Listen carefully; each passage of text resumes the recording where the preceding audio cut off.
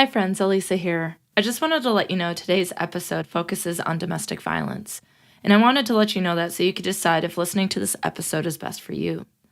Overall, I will say that the conversations that I have with my guests are more general. Those discussions may still be a trigger for some listeners.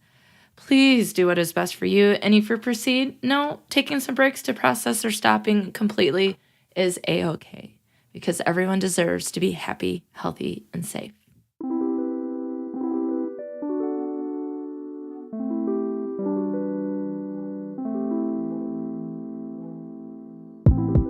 You're listening to Best Forevers, a podcast for kindred spirits, a podcast that encourages you to love more on your friends and to further consider the issues that plague friendships. I'm Alysa Lucas, and it's October. It's a time for weather change. In Michigan, it's starting to get a lot colder. The leaves are starting to change colors. The football is heating up, and so are the pumpkin spice lattes. But with all the good things that we can enjoy and experience in life, there are also things that we can continue to think about, learn about, and talk about. And October is Domestic Violence Awareness Month, so it is a good time to spread awareness about a topic that impacts so many people. According to the Break the Cycle webpage, quote, domestic violence affects millions, both women and men, of every race, religion, culture, and status. It's not just punches and black eyes, it's yelling, humiliation, stalking, manipulation, coercion, threats, and isolation. It's stealing a paycheck, keeping tabs online, nonstop texting, constant use of the silent treatment, or calling someone stupid so often they believe it, end quote. According to the National Coalition Against Domestic Violence, every 9 seconds in the U.S., a woman is assaulted or beaten. In the United States, an average of 20 people are physically abused by intimate partners every minute. This equates to more than 10 million abuse victims annually. 1 in 3 women and 1 in 4 men have been physically abused by an intimate partner. 1 in 5 women and 1 in 7 men have been severely physically abused by an intimate partner. 1 in 7 women and 1 in 18 men have been stalked. On a typical day, domestic violence hotlines nationwide receive approximately 20,800 calls. Only 34% of people who are injured by intimate partner violence receive medical care for their injuries. Now, friends, I teach a lot of topical communication classes that focus on our most significant relationships. We talk about attraction and how to develop relationships, how to be competent in communication when we have conflict, how to resolve different issues that we might have in our relationships, and focus overall on the positive attributes and benefits of relationships. But we also talk about rejection, breakups, stalking, and abuse. And one of the most popular questions I've been asked in the 16 years that I have taught, what can I do if I believe a friend is in an abusive relationship? This question says to me that these people care so much about their friends. But it is also a question that may have a very complicated answer. So to help me out, I asked the amazing Brooke to come on Best Forevers to chat more about domestic violence and how to answer the question that I'm asked so often. Brooke is the director of Central Michigan University's Sexual Aggression Services. So we start there to learn more about the amazing services that they offer on campus, and then we go in to talk more about domestic violence during this Domestic Violence Awareness Month. So, hi, Brooke. Hello. Can you tell me a little bit about what you do and who you are? Yes. So my name is Brooke, yes. I work here at Central Michigan University. For the last 20 years, I have been involved in the world of sexual assault, domestic violence, stalking, and harassment. I started my journey in this field as an undergrad at CMU. I was a volunteer for SAPA for 3 years. And when I graduated, I started working at a women's shelter for 7.5 years. Oh. I went to law school and dropped out because I hated it. On my last year, I dropped out. Good for you. Yes. Best decision ever. Most expensive decision, but best decision. Of course. And then I got my master's in counseling at CMU. And I continued, actually, my work at CMU following that, getting my master's. I worked as a SAPA dedicated counselor. And what does that mean when it says a dedicated counselor? So it originally started out of a grant that CMU had received for about 6 years. And it was for students who identified with any of the issues that SAPA serves. They could come and see the SAPA dedicated counselor through the counseling center. Okay. And it was for endless amount of sessions. So it wasn't... it gave way more leniency for students because it understood folks who've experienced trauma. One time might be what they need or want, and it may not. Yeah. So it provided beauty with that and having an endless amount per se of sessions.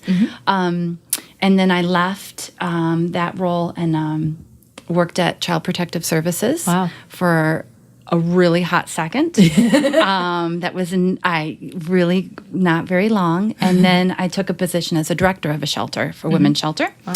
And then I left that role to come back to CMU, again as a SAPA dedicated counselor with no grant. CMU had absorbed that and made that an official role. That's awesome that they made that a role. Yeah. No more endless sessions per se, but it was still set up for folks who identified with our issues. And then when my mentor, Steve Thompson, retired, I was able to take over his role of director of sexual aggression services in SAPA. And then they made his role, he was a tenured faculty when he started SAPA and through his career, and then they made the director role a full-time role through ESS. So that is what I do now. So I am able to meet with students, faculty, and staff who have been impacted or who need to consult on any of these issues, whether it's happened 24 hours ago or 24 years ago, and it's confidential. I still, if need be, can help out at the counseling center and meet with students through the counseling center. But the large part of my role is also overseeing SAPA. And can you talk a little bit more about SAPA? And it's something that I think is amazing. And I've actually had a chance to meet and talk to Steve Thompson and see him speak as well. And he's amazing. And this is something that I understand that he created. And so can you talk a little bit about SAPA? Yes, I would love to. So back in the day, SAPA stood for Sexual Assault Peer Advocates. We're now Sexual Aggression Peer Advocates. And that's really to encompass all the issues. It's a coin that Steve, a coin term he had to kind of, I don't know a word, to kind of capture all the issues we serve. So he started it, must have been around 1996, maybe a little before, but in terms of the concept and getting approval here on campus to make this happen. And so the first class was 21 years ago of CMU students. There were roughly 10 of them, and they started in fall of 97. So last year we celebrated 20 years. What has remained constant in these 21 years is the group has always provided confidential 24/7 services to students and actually anybody who has contacted us. 21 years ago, it was a pager system. The 90s. The 90s. That would, in its own way, get you connected to the crisis line. And then it's evolved from the 24/7 crisis support line. And then we added the SAPA chat services, which I was completely and utterly against because I am not a fan of technology. And I thought, no way this is going to work. But in fact, as SAPA has evolved, the chat services and the phone services are almost neck and neck, used the same amount of time. So actually, quite frankly, I hope we continue to evolve to include texting. Oh, that would be great. That would, I think, this is how folks communicate and on so many levels. So one day I would like to include that. But yeah, SAPA services started 21 years ago. Again, as I said, we started around with 10 students. I was part of the second class. And so this is 20 years for me. Woohoo! Yes. And then this year will be our largest class after we complete our training. And we should hopefully have around 72 SAPA advocates. Wow. That's that's a clap right there. That's amazing. I know. It's so amazing. Wow. So, a lot of our services have remained. They've just been enhanced. Yeah. We do education for the campus and community, and the bulk of that is done through the SAPA members themselves. I am kind of here, like I can help out, I can do different things, but it's really the students who are doing the work. Yeah. So our services run, we start actually tonight. It's always the Wednesday before classes start. Yeah. That's our first show for the CMU band for No Zebras. Yeah. Can you talk a little bit about No Zebras? Yes. Because people might be like, what is No Zebras? What's that about? Yeah, so No Tell me Zebras, more. yes. Again, through Steve Thompson, it evolved through part of our services and education.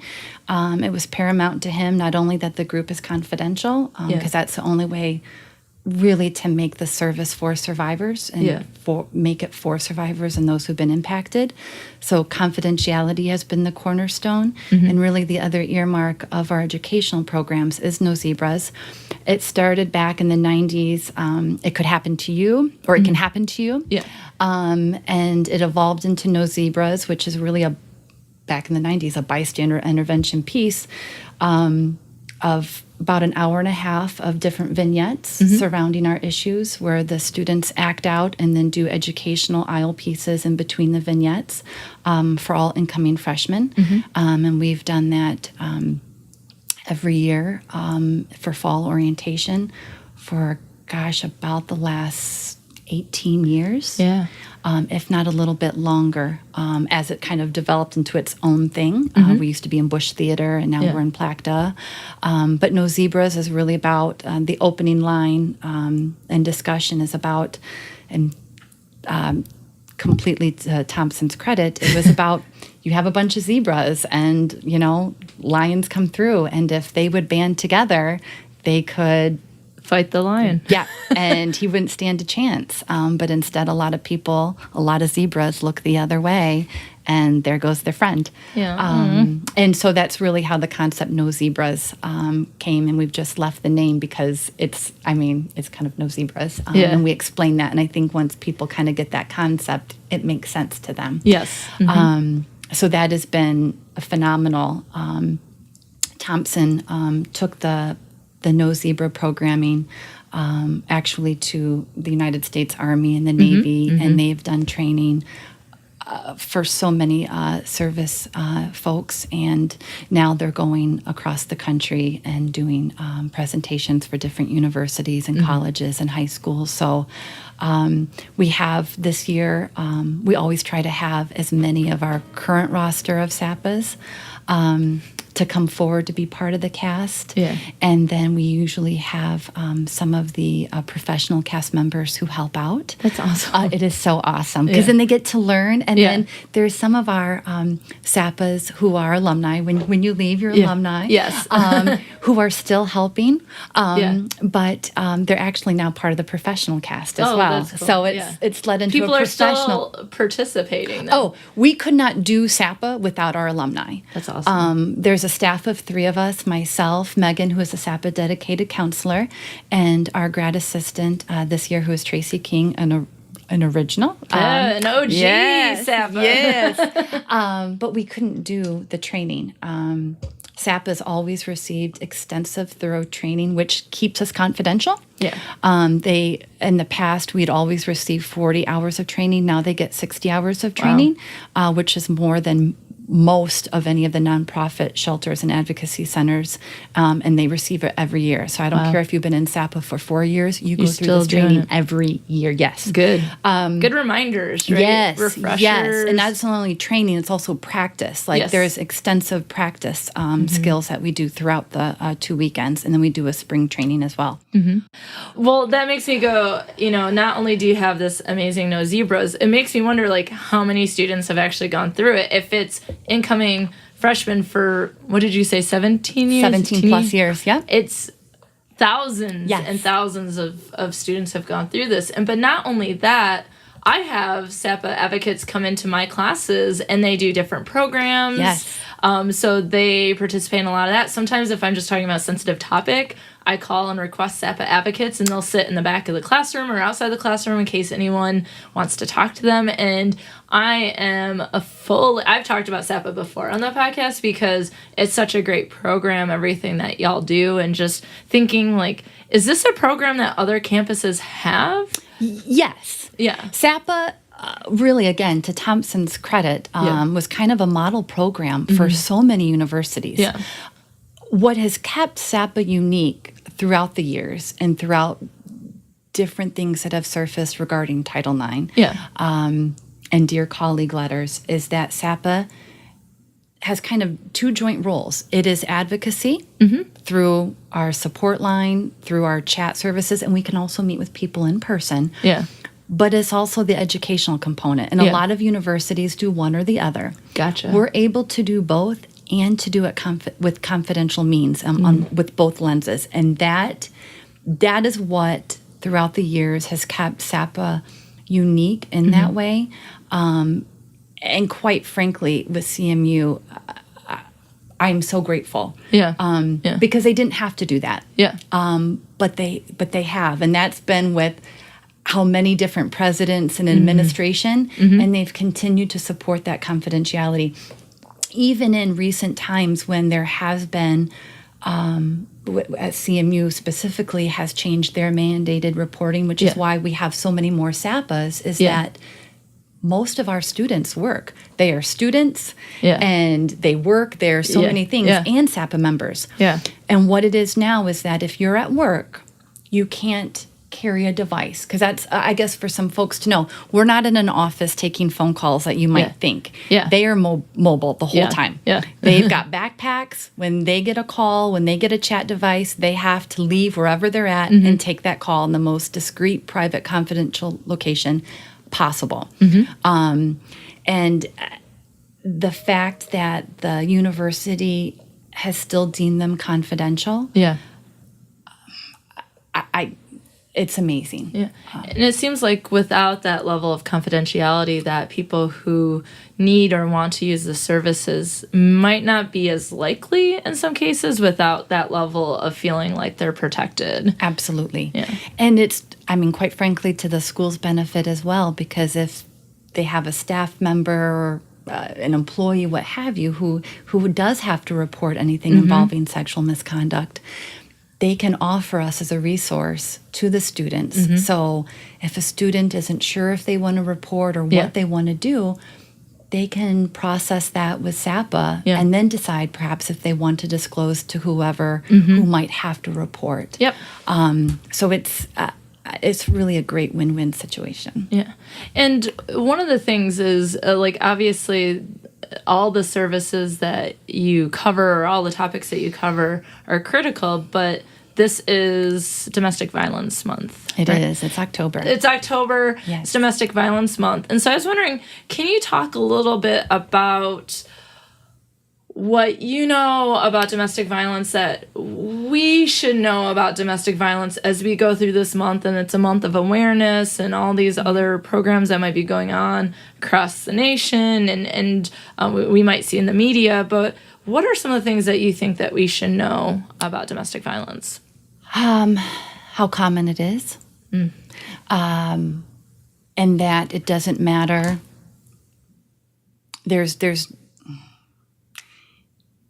I guess from a medical model, domestic violence, intimate partner violence, it doesn't matter who you are, how much money you have, what your education is. It doesn't matter. It affects everyone. And I think for some, they have this image of what somebody who might be abusive or somebody in a relationship, they might have an idea of who that person would be or looks like or have an idea. And I think for myself, it can be anyone. It can be the person you would least suspect would be in a relationship or who would be choosing to treat their partner that way. And that, I often say, especially in a university setting, since I've been community and university-based, sexual assault seems to get a lot of attention on universities, and in communities, it's domestic violence.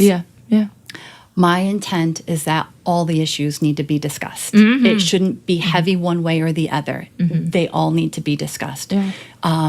Because I don't like to get into stats, but statistically, 1 in 4 women will experience domestic violence in her lifetime.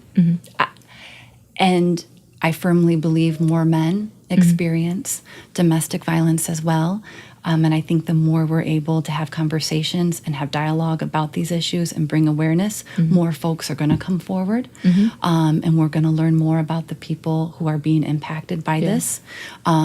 And I'm talking, and some people like, you go DV and then you talk about, IPV, intimate partner violence. For us, domestic violence is like the large umbrella term. Okay, yes. And then intimate partner violence is when it's about a current or a past romantic relationship. So that's the difference, where domestic could include, parents and their children. Gotcha. It's the broader scope of that. And for Michigan law, it's the phrase is domestic violence. Gotcha. But I go back and forth because really what SAPA, what we tend to focus on is the IPV piece of it, whether it's a current or past or ongoing relationship.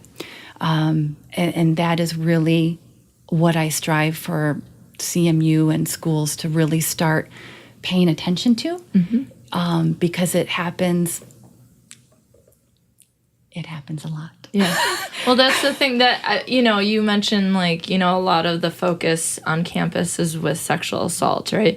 And I think with Title IX and things like that, and seeing even the sexual assault cases like with Larry Nassar at Michigan State or with Jerry Sandusky at Penn State, I think that's what people think of when they think of colleges. And I'm sitting over here across the table from you going, but how often,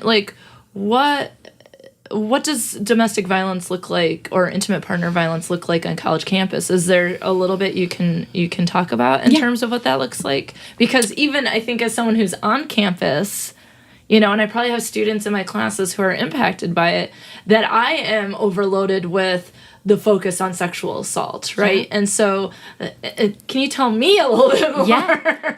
And it's kind of like in the community. It can look completely different and yet very similar. Yeah. You have students coming to school who are already in relationships that may be abusive. And I guess what I should say with abusive, I think that's the other thing I would like people to understand, is it's not abusive always per se in a physically violent manner. Yes. When we're talking about DV and IPV, one of my favorite tools that I like to use is the power and control wheel, because that's the essence of DV and IPV is power and control. Someone is making a choice to treat you in this way. And in the sickest way, I'm going to say this, they're choosing tools from a very controlling toolbox here. Yeah, and very limited box, I imagine. And so, and it could be that there's physical violence. It could be emotional control. Yeah. It could be manipulation. It could be isolation. It could be verbal abuse. And it could be pick the day, pick the hour of what that person's going to choose to do. Yeah. I may never hit you because I don't need to fucking hit you to control you. Yeah. And so some folks may not recognize or identify that they're in a relationship, an IPV relationship, because there may not be any physical violence. So they might not recognize themselves that isolation is a form of intimate partner violence. Correct. Gotcha. Correct. And for a lot of folks, it is not uncommon at No Zebras, it is not uncommon during programs for folks to kind of have this aha moment of, Shit. like, Shit. This reckoning of this is what I'm going through. Like, I didn't have a word for it, or it wasn't right, or whatever it might be that they've used to kind of make sense of what they're in, though it might change constantly. But for a lot of folks, they may completely understand what's happening, and some folks, they don't. Yeah. And so that's another key thing for me, is that the frequency that this occurs within relationships and what it looks like. It's not always a black eye. Yeah, yeah. It might be, but it's not always. So for folks to really understand what power and control can look like, and that can change throughout the course of a relationship. And so one of the things is it does seem that like a lot of it does come down to education, like what people know or awareness of what things mean or what they look like. And so I would think like programs on campus and No Zebras help students start to recognize those things. But there are a lot of people who might not have access to programs. And I just wonder, how do other people, when they don't have No Zebras to go to, start to recognize that these things might be happening in their relationships? I think there could be so many different ways. It's not uncommon for loved ones, for friends, to say things, to point things out, to share their concerns. Sometimes it's media. Sometimes it's commercials, movies, TV shows that are bringing forth these topics that might shed some insight onto what someone's experiencing or make them think, fuck. Something about that is resonating with me. I think there can be different ways, but again, sometimes it really depends on who's around them. What's considered normal. What the perspective is for the experience. I've met with a lot of people. It's heartbreaking when you hear survivors in relationships where they're saying, but it wasn't as bad as what I experienced growing up. Like, you know, it's different. And so I get needing to justify, rationalize, or it's just not what you experience. So therefore this isn't that label. This is something different. And it's maybe not as bad or not as often. So my big thing is that education is paramount and that it needs to happen early. So whether we're discussing domestic violence, whether we're discussing specifically child abuse, a sexual assault at any point, it is early education. And I'm the biggest proponent of having this discussed in schools.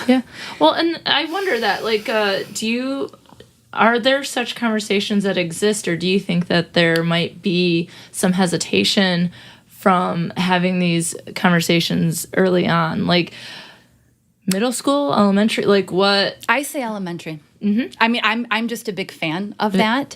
I think there's a hesitation. I think there's concern. I think there's also excitement. I think it just depends on the audience and what they're ready for. Well, and I would think that any programs that would happen would be appropriate by age in terms of what is discussed. Well, and quite frankly, I have two sons, and they are in daycare, and whether they mean it or not, the lessons are starting early by keep your hands to yourself, good touch. I mean, there are lessons starting early about respecting boundaries, respecting other people's space, respecting yourself. Like they're starting in many places. I just wish the conversations would continue. And so it's not just like a one-time lesson or here's this thing that we learn early on. Much like we learn to share, we also learn to not touch people in this way at this time, or whatever the case is. But then what's the next lesson that continues that? What's the next conversation that continues that? And I think that those conversations should be had. I think that there should be a lot of relationship discussion happening and interpersonal skill based from my point of view as a communication person, but also as someone who studies and looks at things like difficult conversations. This is a difficult conversation. And if we're not having it, and the first time people are learning about it, if they have access to it, might be later in life. And so what does that do for the experiences they've had, or what's to come in their relationships? And then I would also think, like you talk about having children, like what that means for them when they have children as well, Absolutely. And how they might communicate those lessons themselves in their households. I mean, it seems like, I'm on board. I'm on board. But this goes back to what you asked about in regards to what relationships look like in college. the thing is, and what I can say with absolute certainty, people are coming to school having already experienced these things. Yeah. I mean, not everybody, but a lot of folks have experienced these different types of traumas, whether they acknowledge it, whether they identify it for what it is. Yeah. It's like one of those things that, and maybe this is, I'm just comparing it to something that I know from high school, is like when they teach abstinence only, but people are already in those programs having had sex, you know, so it seems like it's the same idea in the sense that if we're only focusing on or not talking about it at all, what it does is doesn't acknowledge what people are experiencing. It doesn't address what people are experiencing. They might not have services, or they don't know what the resources are in which to get help, or they don't even know if they need help. Right? Exactly. If they're not able to recognize it. And so I think that, you know, I asked like how someone might recognize it if they don't have programs such as this. And you sort of mentioned, you know, the media might like, oh, okay, I've watched this movie or seen this TV show and that's what's happening in my relationship. And they call that abusive. Is that abusive, right? But you also mentioned loved ones, and it goes back to, obviously, this is a podcast about friendship. And so one of the more popular questions I get is, what do I do if I believe my friend is in an abusive relationship? And I was like, that's a great question. I can talk to you a lot about the relational stuff, but I have less ins and outs of, say, experience working or, you know, doing any advocacy or education on that specific topic. And so I guess my question for you is, first, what are some things that friends might be able to do? What are maybe some signs? And I know you said that it depends, it could be different, but maybe some typical signals or signs that might indicate to them that their friend is perhaps in a relationship that might be toxic for them. And then second, do you have any advice or takeaways for loved ones and what they can do, or sort of how they might go about handling it? That was two loaded questions. So we'll do number one first. Yeah. Signs. Yeah. Again, this is a continuum. As you might know full well that the person you love is in an abusive relationship because they have forthright shared things with you. Yeah. You may have observed things that you were like, this is controlling, this is not right, this is not healthy, this is not cool, this is whatever, this isn't good. Yeah. And you may not know for sure, but you have this weird feeling in your gut that this person perhaps, and this is kind of muddy because it can go all over the place, kind of, because there's so many ways someone can be controlled. But it might be because they're scared to talk to you in front of whoever, or you're just noticing that maybe their partner is always calling, checking in where they're at. The person maybe isn't as free to do what they might want to do. There's so many quote unquote red flags that love people might have, like shit, is there something going on? And depending on the relationship that you have with that person, you might be in a position where you can ask, is everything okay? Like, I've noticed X, Y, and Z. I just want to make sure you're okay. Do you need anything? Maybe I'm taking things,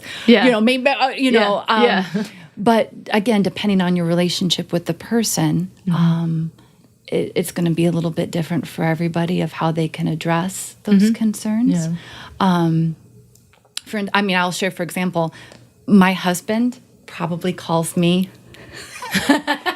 10 times a day. Yeah. You're like, if you've heard any buzzes during this, it's your phone's right there. On paper, that might be like, what's up with Brooke's phone? But within the context, there's nothing about his frequent calls, that is controlling, or that I'm scared about. You might just be like, hey, what's going on? What'd you have for lunch? And he likes to talk, and I'm like, this. You can call your mom. Call your mom. You and your mom talk a lot. Call your mom. But there's other people. But I guess, I mean... So there is contextually with the relationship. Yes. You have to know. Yeah, so I kind of caution about saying what all these red flags are, where, I mean... Doug is the most thoughtful, loving person, least controlling, and anybody here could pick up and be like, "Hey, Doug, what you need?" Brooke's in the bathroom. Call your mom. Yeah. So I caution with that. Yeah. But again, sometimes, and this is where sometimes we don't trust our instinct, or we kind of like, Yeah. But sometimes there's just something, and maybe it's like kind of a repeated pattern of certain things that it just seems off, or it doesn't seem right, or... You're just concerned. And I guess for my thing, if you're ever concerned about somebody, whether we're talking about this topic or something else, check in. Yeah. Check in. It's better to be checking in than not at all. Check in. Yeah. And I say that, and then I'm also going to say the person you're checking in may tell you to fuck off. There's nothing wrong. Why would you ever think that? Mm-hmm.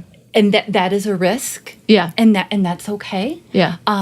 They may just say no. Mm-hmm. They may tell you what Doug does and be like, "Oh my God, do you believe it?" How much, like, it could be absolutely genuine in that way. And then it could be an opening for a lot of disclosure. So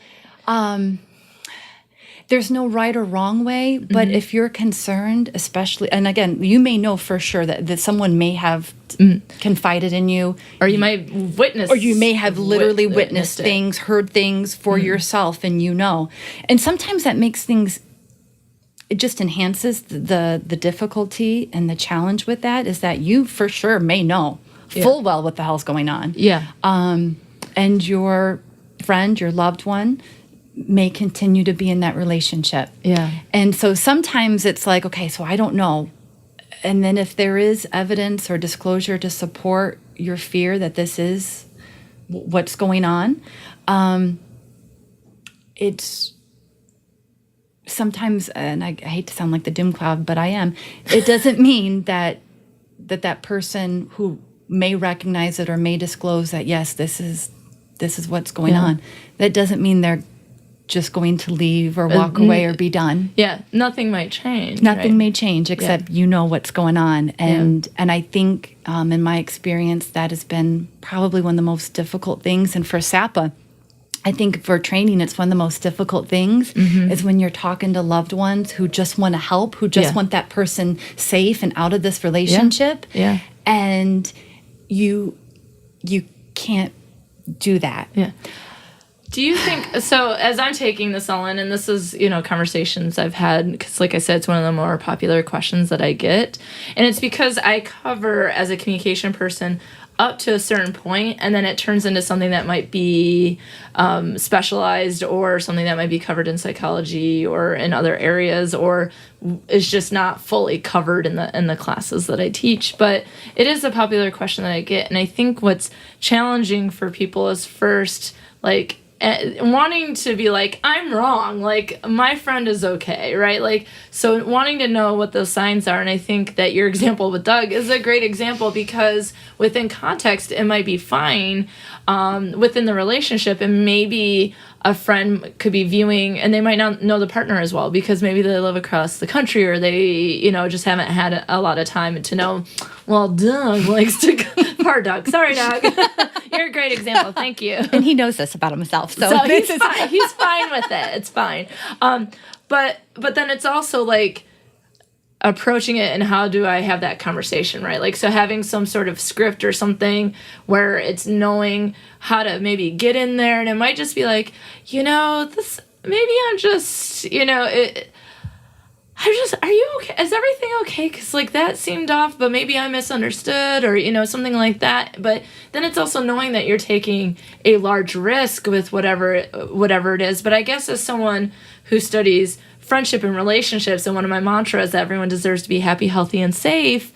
And so as a friend, like you said, whether it's about domestic violence or intimate partner violence or anything else, that it's good to check in. And it's probably better to check in and have them be mad at you, and then not check in, and they might need you, or something else is going on. So like, I'm sort of a believer in the risk aspect of at least these sorts of things. If you love someone or you care about someone and they're your friend and you want to be there for them, it might just be like, I just want to be sure everything's cool, you know, how you doing, how's everything going, you know, that sort of thing. But then it also lets the friend know that you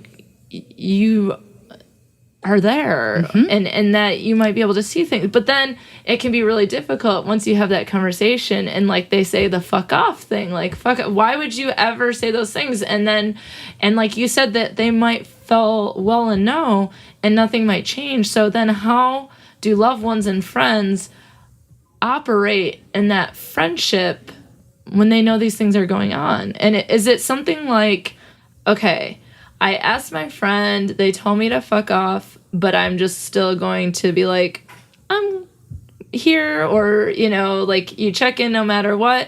Or is it something like you just have to pull back and it's something that they figure out on their own? You know, it's kind of like, how, like, I don't think there's any right or wrong way. I think for everybody, they're going to have to find what's best for them. And this is kind of where it comes down to what is their healthy boundary to have. For the friend or the person who might be experiencing, or for both? I think for both. Okay. Speaking from the loved one's perspective, something that we commonly talk to loved ones about is we acknowledge the frustration and the anger and the sadness and the fear that comes with knowing someone you love is in a relationship that is abusive, that isn't healthy, that is demeaning, whatever labels are going on that, and to give them space to work through that. Because the thing is, you can't. Well, I guess you can. You can very much tell somebody you need to break up, you need to divorce, you need to whatever. It's not that easy. It's not that fucking easy. And the thing is, you're another controlling person now. They're already dealing with one. So I think for a lot of folks who are in this situation, it's finding their boundary of how much can they be there for that person. And it's going to be different for different people of where they are emotionally at. They might have other shit going on. They might have 6 kids or a challenging job. Like, I can be here for you, or I'm done. You have left this person 8 times. Until you are ready to fucking done and be done, call me then. But I can't keep moving you. This is, I am like, and so again, I apologize that I can't give a one firm, definite answer, but it's so different for individuals, because the main thing is, as a loved one, most people do leave relationships that are abusive in whatever way they're abusive and controlling. But for most, it takes time. It's not something like, oh, well, I'll just push back my 1 o'clock and I'll just... It takes time. Because for most, there's love. There's something. This is going to sound so crass of me, but it wasn't usually that first date where the abusive partner was abusive. I would appreciate that, because people don't want to be abused. They don't want to be treated like shit. And if that person showed their true colors on then date they might one, be like, bye-bye. And unfortunately, that's not the way it goes. So usually by the time the person who's being abused completely is reflective and knows what's going on, is acknowledging what's going on, for a lot of times there is shit is invested. There's feelings, there might be money, there might be children, there might be a house, an apartment, a lease, family, friends, pride, embarrassment. There's so much tied into it. And then the other thing is the most dangerous time for a domestic violence and intimate partner violence. The most dangerous time is when you leave or attempt to leave. So you might be fearing for your life, but that is more safe than when you actually fucking try to leave. So there's a lot of reasons why people don't leave, and those need to be respected. That's an excellent. I'm glad you said that. That needs to be respected. Because I hear that a lot. Why didn't they could just leave? Why don't they just? I don't understand why people stay. Because they have been controlled and isolated, and there's money, children, and they may not have the resources or access to the resources. Like when we're talking about people who may have a lot of financial wealth, that doesn't mean the person who's being controlled has access to any of that shit. Yeah. No. Yeah. No. No. Yeah. It's when there's power and control, it's not set up where people are equal. Yeah. The person who's being controlled doesn't have the power. And so there, again, most folks in abusive relationships find a way out, but finding that way out takes time, and it's in their own individualized way. And the safety, this is paramount. Like when you're looking at the headlines, when you're looking at women who die and children who die, every time I hear of something that happens, I am instantly thinking domestic violence related, stalking related. Yeah. That is, it is that common. Yeah. Is it the case that a lot of domestic violence is associated with stalking? It is not. It is. In terms of training, I will tell you, when anybody, SAPAs, we do domestic violence, IPV, and stalking together. Oh, gotcha. That's how we're looking at things. When someone is planning on leaving, if they haven't considered stalking, in terms of when I talk to folks, SAPA, we're talking about options. Yeah. And the thing is, if someone has experienced domestic violence, they may see everything, but they may only see what they're able to see to continue to survive day to day. Yeah. And they may not be looking at certain things, because if they do, holy shit, I can't function, or I can't do what I need to do. Yeah. So part of it is just, have you ever experienced this? Are you concerned about this? Is there any reason to think that perhaps this might happen? Yeah. Just to kind of just plant some seeds that may already be fully there, or for folks to consider, because again, domestic violence is about power and control, and if it was that easy to leave, it would happen. It would happen. Yeah. Domestic violence isn't just an unhealthy relationship. And unhealthy relationships are not easy to get yourself untangled from. Yeah. This is not about unhealthiness. Yeah. This is about abuse, power, and control. And so I guess even going back to what you earlier said, for folks to understand is that these are not easy to just walk away from. Because usually the person is not willing to let that person walk away.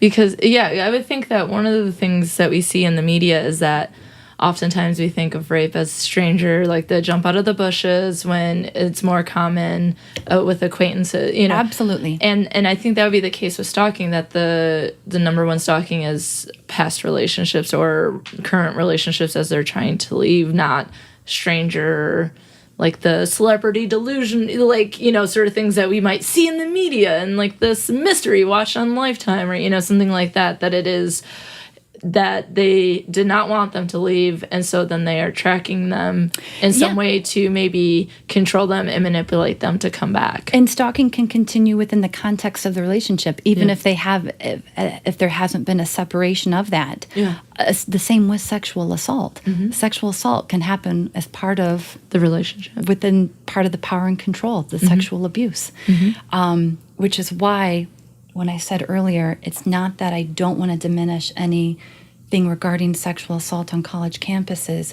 but we need to be looking at everything, because everything is happening. It's happening before they get here. It's happening here. It's happening when they leave here. Yeah. Something we need to do more. Yes.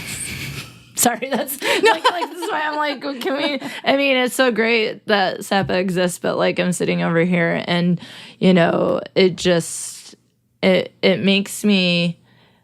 But SAPA's not the end all be all. Exactly. It's not. And it just makes me sad to think that people might not have access to resources, or might not be aware of things, but even if they are, it's still hard as hell to maybe recognize it. And then I would think, as someone who has a controlling partner, to will recognize it, maybe even accept it, because like you said, there's probably a lot of pride or embarrassment or other things and shame that are associated with these sorts of things. And then, and then seeing that maybe a family is upset, like trying to balance all of those things, and then your safety, and then can you leave? Do you want to leave? Like, even after all that, there's so much. It's such a complex situation. There's so much to consider. And then the fact that we might not talk about those things at all. And it's just like, these things happen. That's something that you just have to sort of live with without any sort of assistance or counseling they may need, or even knowing in their area where there might be a place that they can go, like a shelter that you've worked at, for example. And thank you for saying that, because I will say, and I can speak for the state of Michigan. Yes. Every county in the state of Michigan is covered by an agency/shelter. Okay. Yeah. So even if that agency is not in the county in which you live, it is hooked up to one. Now, that doesn't mean you want to use their resources. Yeah. Because I've worked at 2 different agencies where some people didn't want to go to the shelter because it's too close. Yeah. I need to go somewhere. And so folks know, agencies, the shelters, we all work together, and we will get you where is the safest place for you. Yeah. There are resources. And as much, I guess that's the other thing. Yeah. In the 20 years I love my work, it might sound like, why do this kind of depressing, but it's not, because you see people find their way. Yeah. And it's amazing. Yeah. The sort of like self-empowerment. Yes, it is amazing. And the journey that they go on. Yeah. And whatever way that they find their way. But I think for a lot of folks, it's understanding, especially when we're talking about this issue, is that you do have fucking options. Yeah. You do. Yeah. They may not always be easy. They may not be exactly what you want. They may be exactly what you want. But you have options, regardless of what someone has told you. Yes. Yeah. You have options. Yeah. And you are worthy of those options. Hell yes. Hell yes. Because I would imagine going through and having these experiences or being controlled, and that you might not see yourself as worthy of being outside that relationship at all. Absolutely, for so many. Or they are blaming themselves. This is their problem. This isn't domestic abuse. This is them not being good enough, smart enough, capable enough. Like, for so many, it's not about what someone... And I wish that focus would be, well, why doesn't she leave? Well, why does the person continue to abuse? Yeah, can we focus on the right person? Yes. There's a video that I share. It's a TED Talk with... He does the mentor violence program, which is MVP. Jackson Katz. Yes. Okay. Yes. And he does a TED Talk about how even through language, where it takes out the person who's the abuser and it leaves in the person who is abused, as if, I think he says it as if it's the weather and it just happened to them. It just happened to rain on them. Yeah. When it's like, no, weather is not the same thing, and that the person is choosing to be manipulative and overpowering and controlling and abusive. And so we focus more on the people who are being abused, as if it is, like, through language, it appears as if it is their fault, and how we talk about it. So even it's like, we need to have these conversations more, and they need to happen earlier and more consistently. Not just like a one time, here's a lesson today, kids, share, and then don't do this thing, or, this is what this thing is. It needs to be, it seems like lifelong education in some ways. We need to be having those conversations, but when we are having them, how we're having them impacts how people view this particular topic and related topics. Like, why doesn't she just leave? Is perhaps the wrong conversation to be having, right? It should be, why is this person abusing their partner? Yep. Why are we having the wrong conversations? I'm getting worked up. That's frustrating. That is a separate podcast, probably. We'll have to have it come back on. Cultural and systemic ways in which, So, I'm getting pretty worked up, because it's one of those things, like, even living your day every day, you know that there's things going on with other people, and you want your loved ones, and frankly, I just want other people to be okay, whether they're my loved ones or not. Like, I don't want anyone to experience these things. And we all live our day-to-day life, and sometimes I think that means we get wrapped up in ourselves. And so we're maybe not thinking about some of the things that we could do, or how we could be allies, or how we can be friends to people who are experiencing these things. And so I think that takes a conscious effort to be like, these are the issues or the things that are important to me, and what can I do maybe to learn more about it? Can I volunteer? Can I do these sorts of things? But I would think for friends who might be, or loved ones who might be observing something, or maybe they're wondering if there's a red flag, and I think that's great advice, is to understand it within the context of the relationship. So maybe that's getting to know your friend in that relationship, or getting to know their relationship partner, to sort of understand that they're being dug. You know, that sort of thing. I had to bring Doug back. Yeah, as well, be sure. And then, figuring out maybe how to have that conversation, know that there might be risk involved. And then I also really like the idea of these healthy boundaries, because one of the things that we talk about on the podcast is that friends can't be everything to their friend all the time, 100% of the time.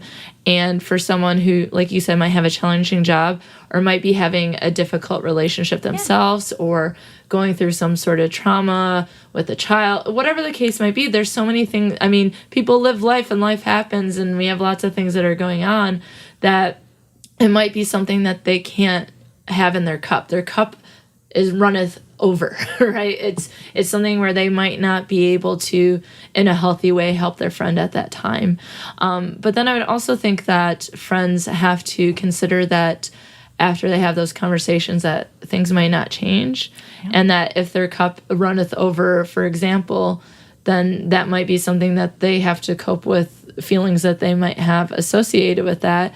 Or if their cup isn't, and they feel like they can be there for their friend, maybe that's where they could read more about the topic, know what options are available, understanding things, maybe having those conversations with, would you recommend, or what would you recommend for loved ones? Do you have individuals who call SAPA, for example, because their friends are experiencing things? So like, or a roommate situation. So there is assistance for people who are not in those relationships and might be observing. Can you talk a little bit about that? Because I think that's an important point, and might be a good sort of like a takeaway send-off, if you will. Absolutely. So actually, we try to make our phrasing for SAPA that folks who have been affected.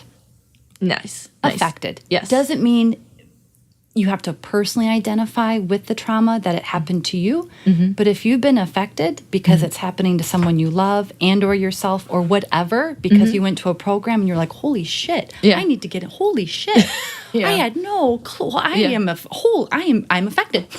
You just realized, right? Yeah. That is why the services are set up in that way, that it doesn't have to be just the person who is going through it or just went through it. Anybody can reach out. We are here for anyone. And quite frankly, when we call them green sheets, so I collect all the green sheets. So anybody in SAPA who takes a contact, they do a green sheet. Okay. And then I look over them all, which is why I can tell you how often we take contacts and all that kind of stuff. It is very common, whether it's the phone, whether it's the chat, or whether it's in person after a program, or I recognize you're a SAPA, I'm just going to walk up to you because we're in Starbucks, and I'm just going to be like, hey. It is so common. It's folks, and my training is, you never know.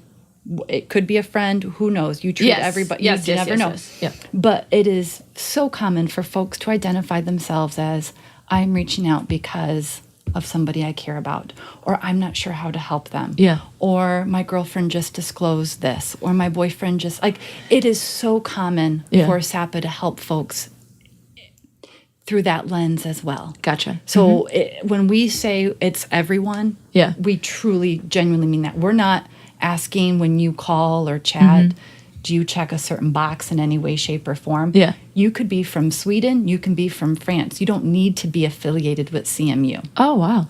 Absolutely not. Yeah. Absolutely not. Yeah. And we only know if you are is if you share. I'm a CMU student. Yeah. And I'm like, Yeah. Okay. Yeah. Then check, please, on the green sheet, just check that they were a student. Yeah. We don't check any personal identifying information. Yeah. So it is open in that way. Yeah. Completely. And would it be the case, because I imagine that, I mean, there's lots of probably, and I'll include this information in the intro and the conclusion and show notes and that sort of thing too, but that there are a lot of resources probably in the areas like, Yes. shelters and centers or hotlines and things like Yes. that. And they will probably take calls and other contact points that have, if you are someone who is affected as well. Absolutely. And we're, especially for CMU, we're kind of unique, even though it's a small community. Yeah. You have SAPA, Yeah. which runs during the academic year. If our phone lines are busy, they run to Women's Aid. Women's Aid is the shelter and domestic and sexual assault provider for, I believe, 3 counties, including Isabella. Which is where Central is located. Absolutely. There's 5 police jurisdictions here. The school, there's an office set up to investigate and to provide accommodations for students who've experienced these issues if they would like to move forward in that capacity. We have the counseling center at CMU. There are a lot of avenues people can get support in the different ways in which they may want support. The tribe here offers services as well. So we have like a task force of all the different partners, including the prosecutor. We all try to meet collectively to provide and to make sure that we're getting people to the right services that they may need or may want. Yeah. And that might change, whether you're affected personally or you know somebody. Yeah. There are services. Yeah. There's national services, phone lines, chat lines. We refer to RAIN a lot. Yeah. And the National Domestic Hotline. That's why I go back to there are options. When you're ready, when you're able, there are options. And I know that it's the case. When I lived in New York, I worked for a rape crisis center as an advocate. And one of the things that I remember from that programming is, and maybe it's also the case that I've seen it doing my own sort of research on programs and universities and such. But a lot of times, if someone goes online to look for something and the person who is with them, let's say a partner, a husband, whatever the child, whatever the case is, that there is a release button, like Escape a button now. Escape now, where you can get out of the webpage so that you won't be found out, if you will, for searching those sources. And I see this all the time too, and this relates to sexual assault and those sorts of things too, that different bars and clubs and things like that will have different drinks, and it seems like people are starting to add more things in to let people know if something is going on and they can help them. And so maybe it's just a reminder that these people probably know about RAIN. They've probably heard of it before. I've donated them to them for years. Every year, they're one of my causes, if you will, like that I want to be sure my money gets to.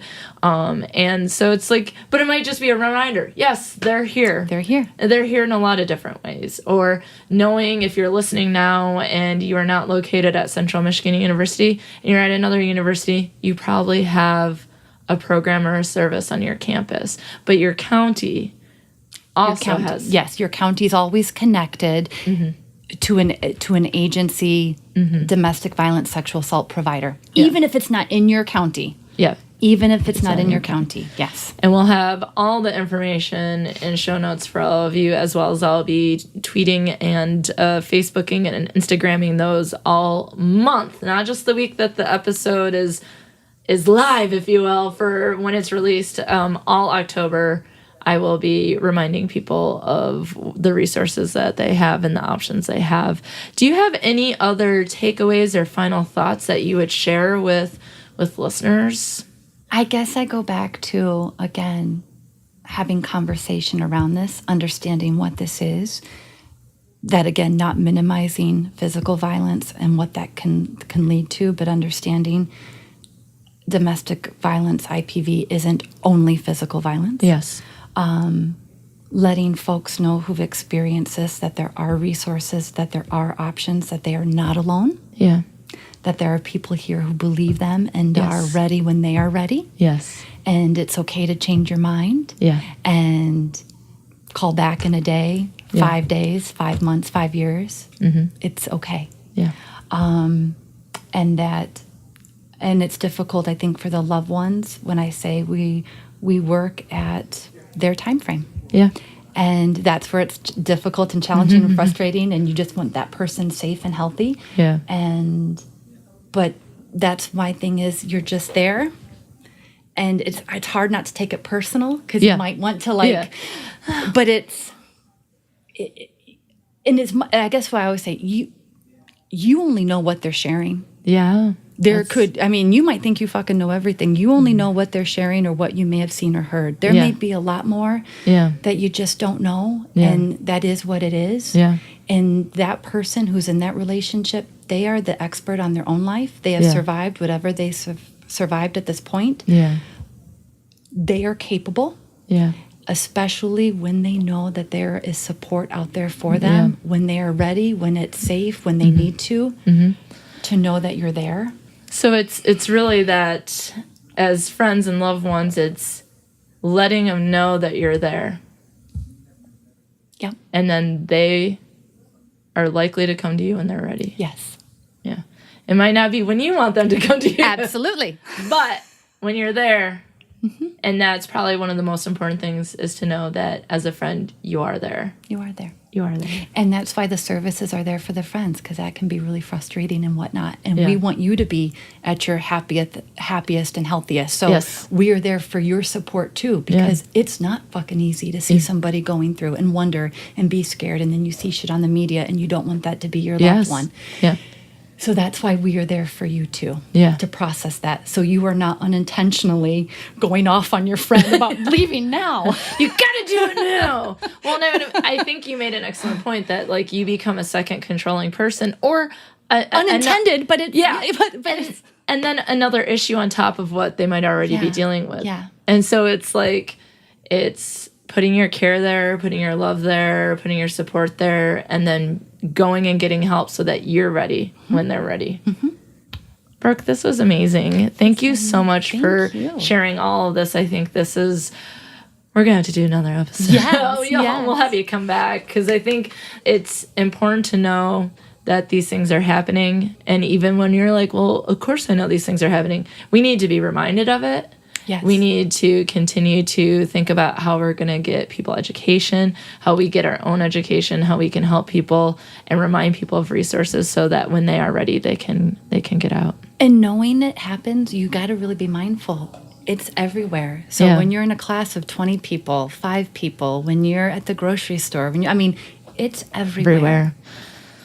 It's everywhere. It's everywhere. You got to be ready, be a good friend, and being ready for when they're ready. Thank you so much. Thank you. I know talking about domestic violence is hard, but it is absolutely necessary. Brooke provided a stark reminder of the prevalence of domestic violence, as well as those statistics that I read at the start of the episode, and that it is likely that we are all impacted by domestic violence in some way. While talking to Brooke, I was thinking of several takeaways. First, domestic violence happens far too often, and it does not discriminate. No matter race, class, age, it doesn't matter. Domestic violence can happen to anyone. As Brooke pointed out, even a focus on sexual assault on campuses can take away from the fact that domestic violence is also happening on college campuses. And so is stalking, and so is harassment. We need to be concerned with it all. Second, we simply do not have enough information about domestic violence, the signs of domestic violence, and what to do if we think our partner is abusive, or if we think a friend is experiencing an abusive relationship. Yes, that information might be out there, but how aware of it are we? How educated on the topic are we? Ideally, education about this topic would start early and would continue throughout life. If anything, it's a good reminder that it's happening so frequently, that it's happening on our college campuses, and it's happening to the people around us. But maybe more significantly, the more we learn about domestic violence, perhaps the more we talk about it.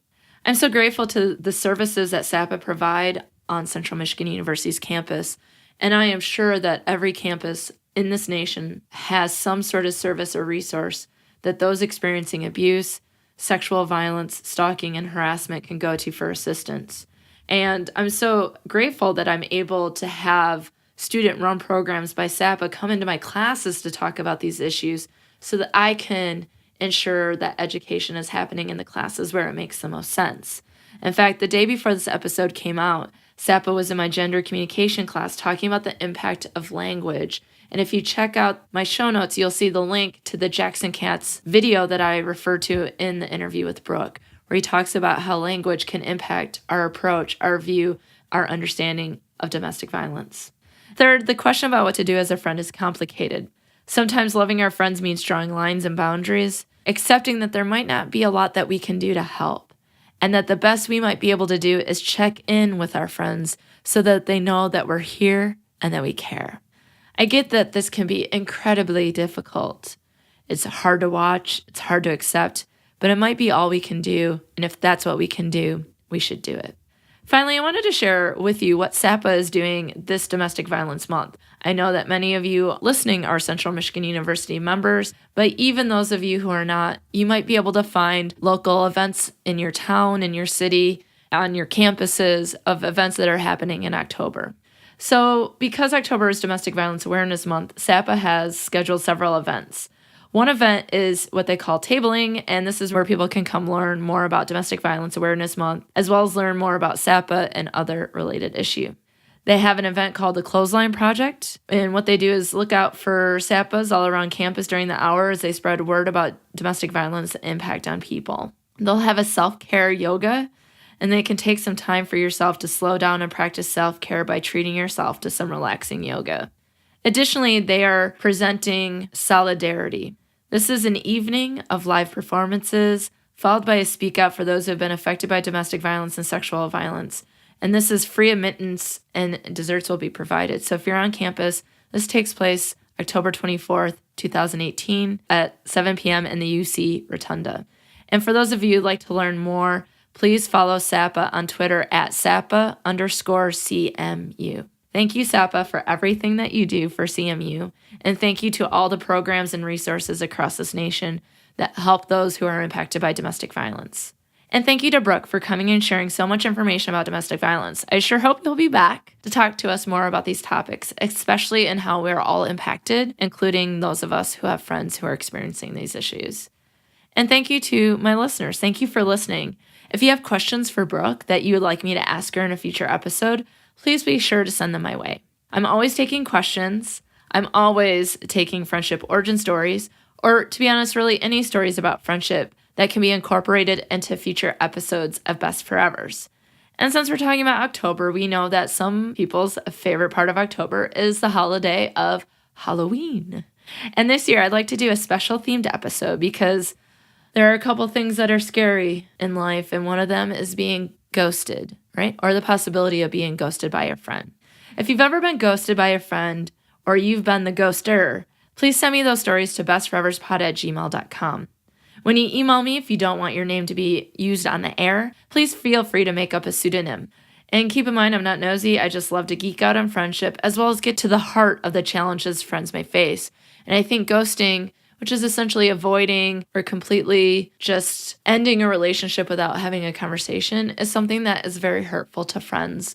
And I think it's something that is happening more often. So it's something that we should talk about, think about why people are doing it, what we can do about it. And so I'm kind of playing off that Halloween has ghosts. So let's talk about ghosting as it relates to friendship.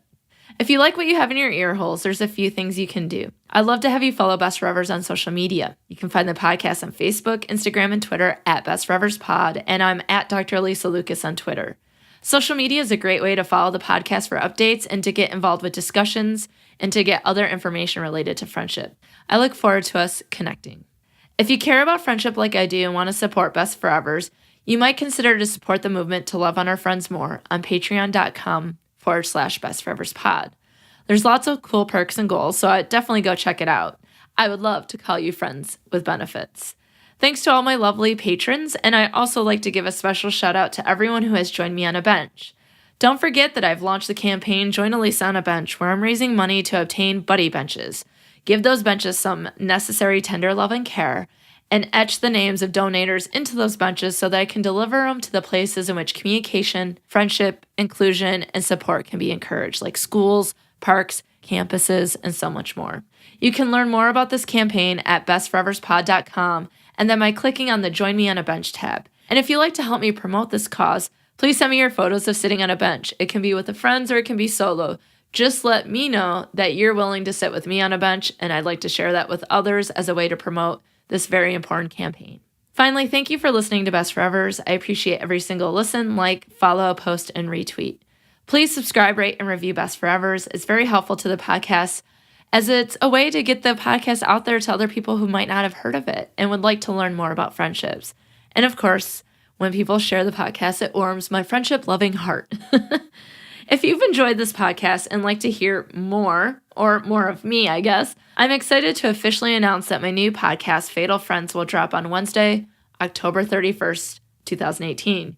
Yes, on Halloween. Fatal Friends is a true crime podcast in which friends get together and quote-unquote spill a tea on a particular case. But seriously, each episode, I'm going to explore a true crime case with the help of friends, where we have conversation about what happened in the case, but we also take a deep dive into the issues that are related to the case so that we can better understand it, why these things happen, and what we might be able to do about it. So be sure to check out Fatal Friends Pod on Instagram and Twitter, and I sure hope you'll tune in. Each week, I promo a podcast, usually which has a related premise to the topic of that episode. This week, I especially wanted to have a promo that aligned with domestic violence, especially during Domestic Violence Awareness Month, so those who would like to learn more and hear more could do so. So I went to my Lady Pod Squad friends, a badass group of women who host podcasts and support each other through our podcast journeys. And let's be honest, several pods stepped up and wanted to share their podcasts with me and with all of you. So please check out these podcasts. 2 Bees in a Pod, Headspace, a podcast, Psyched for Space, and Targeted Podcast, True Crime, Domestic Violence. And here's a promo from Carolyn Keel's Beyond 6 Seconds podcast. In this promo, you will learn about the inspiring stories she shares, including ones related to today's topic.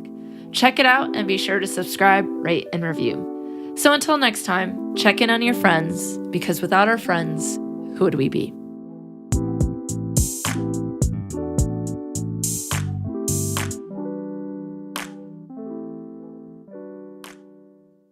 Hey everybody, this is Carolyn Keel, host of the Beyond 6 Seconds podcast. This podcast goes beyond the 6-second first impression to share the extraordinary stories of everyday people who are making the world a better place. Every week, I interview people who are starting their own businesses, volunteering in their communities, or working with exciting new technologies to advance our world. We talk about the amazing things they've accomplished, what drives them to achieve their goals, what they've learned from their struggles and failures, and practical advice to help you follow your dreams. For example, check out episode 22 about fashion designer Katerina Garcia, who survived an abusive relationship and is now planning to use her new apparel line to support early education about domestic violence. If you're looking for honest, real stories about how people just like you and me overcome challenges to achieve great things in their lives, then you'll love this podcast. You can find it at www.beyond6seconds.com and on your favorite podcast player.